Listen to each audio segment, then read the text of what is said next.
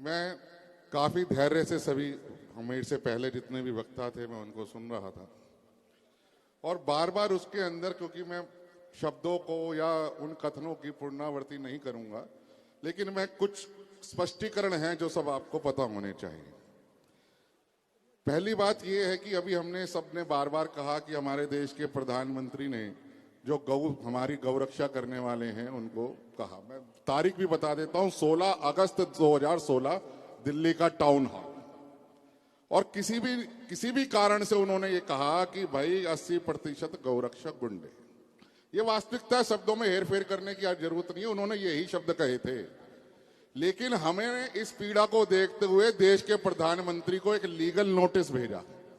कृपया करके प्रधानमंत्री जी वो डाटा उपलब्ध कराइए जिसके आधार पर आपने देश के गौरक्षक जो कि अपने प्राणों की छवि के परवाह ना करते हुए गौ माता की रक्षा करते हैं, आप हमें बताइए कि उसको कौन सा आपके पास डाटा है।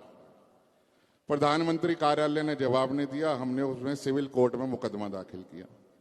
सिविल कोर्ट में मुकदमा दाखिल किया तो प्रधानमंत्री कार्यालय ने जवाब दिया कि हमारे पास ऐसा कोई डाटा उपलब्ध नहीं है जिसके आधार पर यह कहा जा सके कि गौरक्षक गुंडे हैं। यानी प्रधानमंत्री कार्यालय का सब में खंडन हुआ। और क्योंकि हम टीवी डिबेट में जाया करते थे, जो विधर्मी थे हमारा मजाक उड़ाते थे, लेकिन हमने उसका खंडन किया कि हाँ, और आज मैं गर्व से कहता हूं प्रधानमंत्री का वो कथन असत्य था।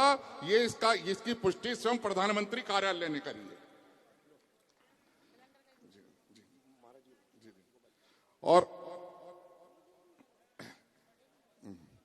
1956 से लेकर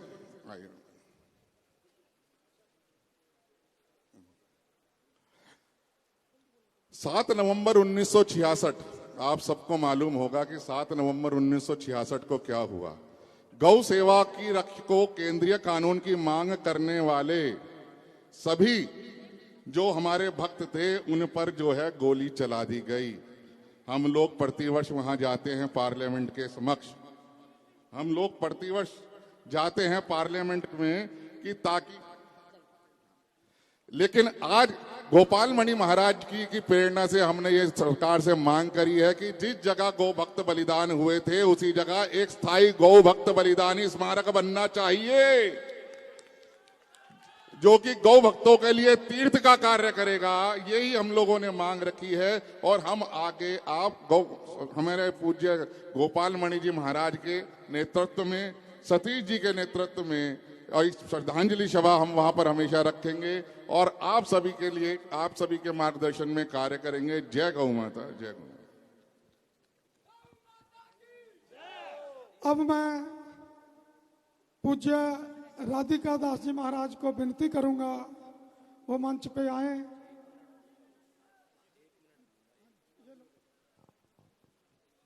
पूज्य गोपाल मणि महाराज जी को मैं अवगत करा दूं, और भी जब जितने महापुरुष हैं, श्री धाम वृंदावन पहला धाम है जहां हमने सरकार से गौओं के लिए अतिरिक्त शमशान यहां निर्मित करवाया है, जहां गायों को अंत्येष्टि संस्कार अच्छे विधि विधान से करवाते हैं। उनके लिए गौ भूमि के नाम से, गौ अंत्येष्टि भूमि के नाम से यहाँ चिन्हित कर दी है। सरकार ने उसका विधिवत जमुना जी के किनारे पट्टा दिया है।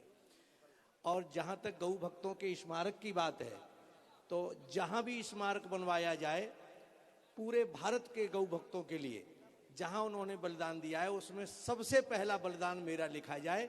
जहां मेरी आवश्यकता पड़े, खून की, धन की, जहां भी जैसी आवश्यकता पड़े, मेरा वहां सबसे पहले नाम लिख दिया जाए। मैं आज ही अपने आप को समर्पित करता हूं। पूज्य